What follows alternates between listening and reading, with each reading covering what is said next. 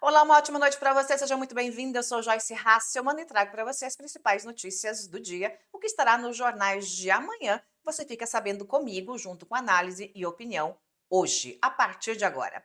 Era sigiloso, mas vazou. Polícia Federal pediu a prisão preventiva de Jair Bolsonaro ao STF em julho.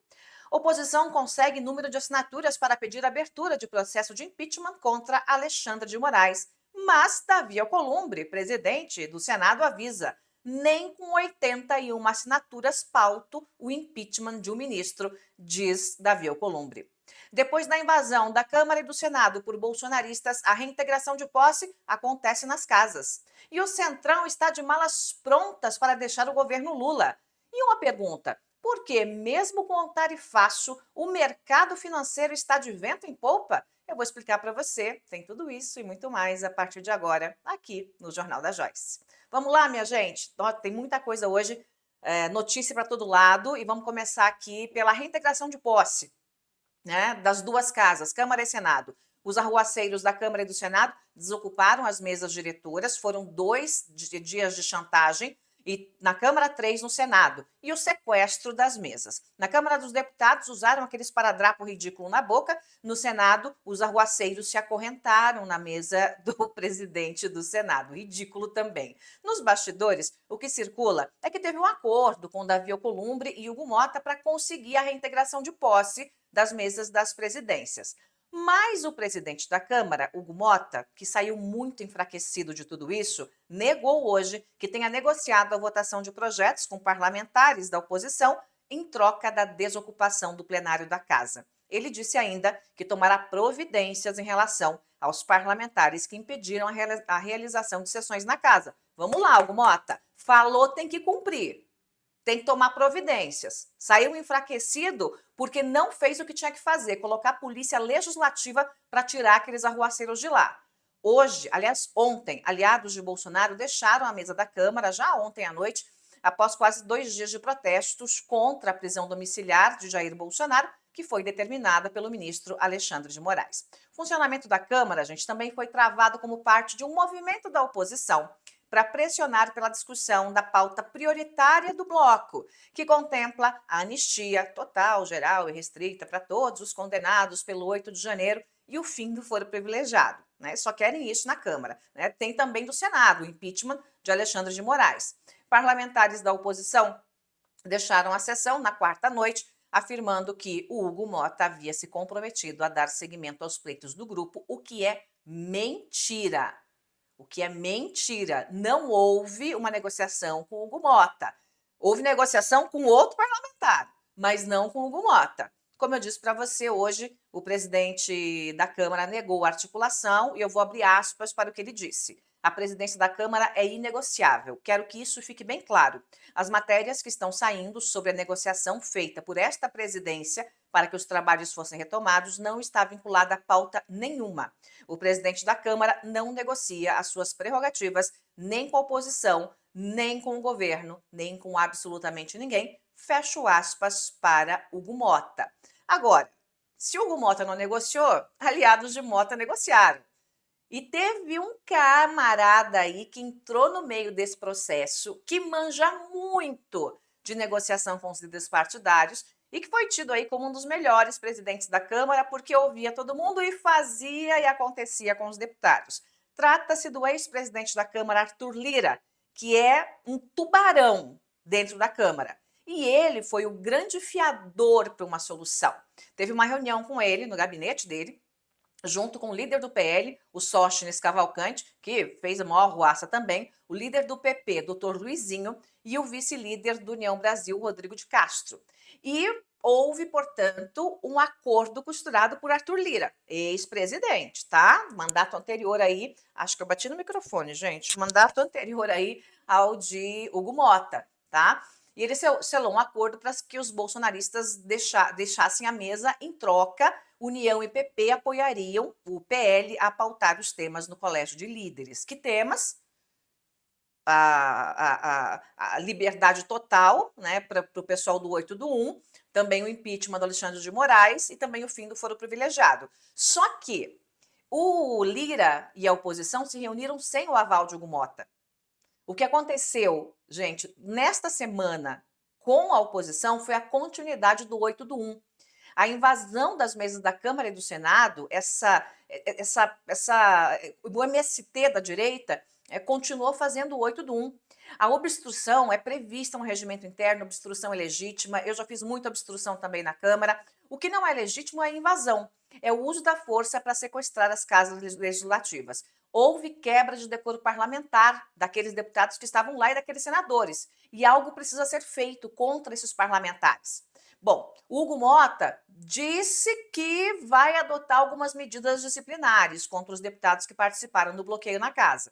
Antes de se dirigir ao plenário, ontem à noite, a Secretaria-Geral da Mesa disparou para assessores parlamentares um comunicado destacando que quaisquer conduta que tenham por finalidade impedir ou obstaculizar as atividades legislativas poderiam levar à suspensão imediata do mandato. Tem que começar a suspender o mandato pelo Marcel Van Hatten, que estava plantado lá e não queria deixar ontem que o Hugo Mota sentasse na cadeira. Né? Foi constrangedor, gente, foi constrangedor o que aconteceu na Câmara ontem para o Hugo Mota. Ele levou 7 minutos entre a escadinha, que dá acesso ao espaço onde está a mesa diretora, e chegar até a cadeira dele na mesa da Câmara dos Deputados.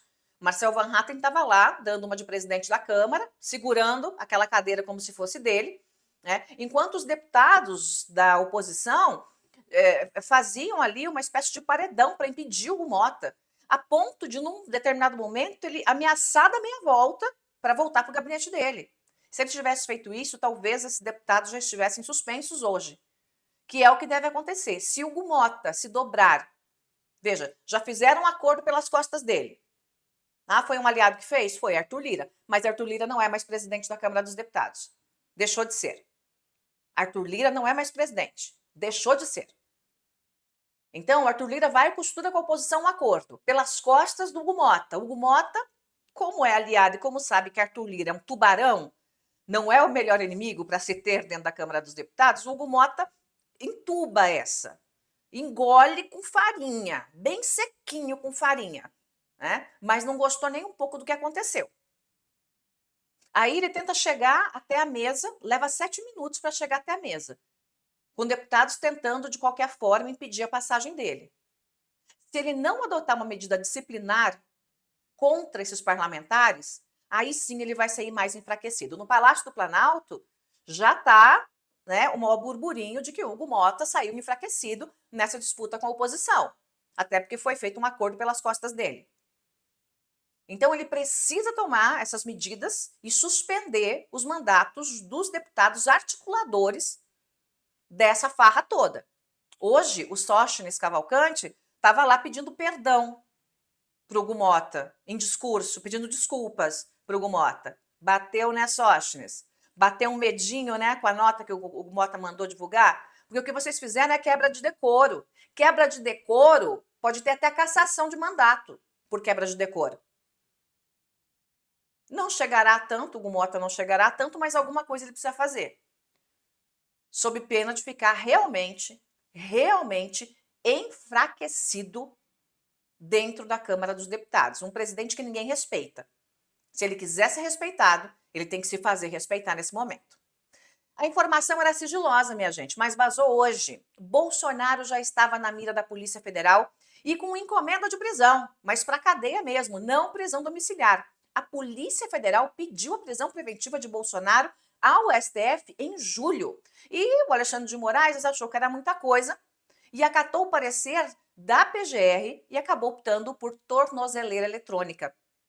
Olha só, e a Embaixada dos Estados Unidos, gente, voltou a ameaçar também Alexandre de Moraes e aliados hoje. Teve lá uma postagem no X dizendo que haverá consequências para Alexandre de Moraes e também para seus aliados, aqueles que votaram contra Jair Bolsonaro. É um absurdo, né? Uma nova ameaça ao STF, é um novo desgaste entre Brasil e Estados Unidos. Eu estou dizendo isso, gente, sobre essa informação que vazou da Polícia Federal, que eu disse há pouco, porque muita gente, o Alexandre de Moraes pegou muito pesado, podia ter pegado muito mais pesado, porque já em julho houve pedido de prisão dele. Justamente porque a Polícia Federal estava vendo né, o risco iminente de uma fuga. Pelas investigações da Polícia Federal, e Polícia Federal investiga tudo, né, gente? Se tem autorização, tem grampo, tem tudo que você pode imaginar com autorização da Justiça. Então a polícia tinha informação privilegiada que o Jair Bolsonaro estava se organizando para fugir do país, para fugir de suas responsabilidades, porque sabia que será condenado pela tentativa de golpe do 8 do 1. Tentativa de golpe que foi continuada agora com esses deputados e esses senadores sem vergonhas, que ocuparam as mesas da casa, das duas casas. Mas o Alexandre de Moraes foi ouvir a PGR, perguntou lá para o PGR, e aí, o que você acha, tal? O PGR falou, eu acho que uma tornozeleira aí dá jeito, tal. Então ele acabou optando pela tornozeleira eletrônica. Mas pela Polícia Federal, o Bolsonaro já estaria atrás das grades, não em casa, dormindo no colchão quentinho, com empregada servindo, né, todo dia ali comidinha, tudo bonitinho. Não, atrás das grades, atrás das grades. Então o negócio, para quem acha que tá ruim para o Bolsonaro, podia estar muito, mas muito pior. Vamos sair da página policial, porque Bolsonaro não é página política, né? É página policial. Vamos para a página política. O Centrão, espera uma decisão do preso Jair Bolsonaro. Preso, tá em casa, mas tá preso. E isso para deixar o governo de Lula. Minha gente, eles querem um nome, né? O Centrão quer que Bolsonaro decida. Quem vai ser o nome para ser candidato a presidente da República? E o Centrão está na expectativa que não seja ninguém da família Bolsonaro, porque senão pode melar o negócio, pode melar a organização do Centrão com o Bolsonaro. Eles querem um outro nome, um nome que não tenha o sobrenome Bolsonaro, um nome que seja mais neutro, que apesar de ser apoiado por Bolsonaro, não seja visto como um grande radical de direita, para atrair também o centro-direita. E o nome preferido do Centrão e também preferido do empresariado paulista e mais competitivo hoje, segundo as pesquisas, quando se mede com o Lula, é o de Tarcísio de Freitas. Agora, Tarcísio de Freitas ali está brigando com o Lula nas pesquisas, Lula ganha, ou empata, tal. Só que tem uma coisa, Tarcísio não começou campanha, Tarcísio disse que não é candidato, e Tarcísio tem uma coisa que o Lula não tem. Tem várias coisas que Lula não tem, mas tem uma coisa que Lula não tem, que é a baixa rejeição. E pesquisa eleitoral a gente começa a ver pela rejeição. E Lula tem praticamente 50% de rejeição. Agora, se Tarcísio for o candidato do Centrão, na hora os partidos desembarcam do governo. Partido que tem ministério, não é partido que está só apoiando, não. Tá? A exceção aí do MDB, que está tentando costurar, né, a vice de Lula. Mas a gente tem aí alguns nomes que são nomes da direita, que já lançaram sua candidatura ou pré-lançaram sua candidatura. Né? Tarcísio faz a egípcia, né? Finge que não é com ele, diz que vai ser candidato à reeleição. Para ele também é um dilema, porque você imagine, ser governador de São Paulo é ser o segundo político mais importante do Brasil, só perde para o presidente da República. Ele tem na mão a reeleição para o governo de São Paulo. Se ele continuar fazendo tudo o que está fazendo, não fizer nenhuma grande besteira, ele está reeleito governador de São Paulo. Cumpre com sua palavra, que diz que vai ser candidato à reeleição, e pavimenta o caminho para vir candidato depois, em 2030. Aí já entregando São Paulo redondinha, fez mais um mandato, continua fazendo um bom mandato, entrega São Paulo redondinho. Isso o estado eu tô falando, né? Então São Paulo redondinho. Tudo bonitinho, tudo organizado. E aí quem seria o nome? Quem seriam os nomes além de Tarcísio? Tem o Caiado, que já lançou candidatura e tal, né, fez um maior barulho, mas ficou nisso, ficou na espuma, ficou no barulho. Tem o Zema, que já marcou de lançar a candidatura, pré-candidatura, tudo é pré, tá, gente? Mas marcou de lançar em Brasília a pré-candidatura dele. E tem o Ratinho Júnior, que tá quieto, voando assim, ó, o radar tá aqui, voando abaixo do radar. Faz ali reuniões, reúne com empresários, com articuladores políticos e não fala em lançamento de candidatura. Não tem data e nada, tá quietinho. Mas ele tem se movimentado aí, como eu disse para você, abaixo do radar. Ratinho é o mais moderado de todos eles. Ele não está liderando como Tarcísio na disputa com Lula, ele está em terceiro lugar, até porque não é conhecido. É muito conhecido, obviamente, no Paraná, ele é o governador do Paraná, mas no Brasil como um todo não é conhecido. Mas Caiado também não é conhecido no Brasil todo, nem Zema é conhecido no Brasil todo.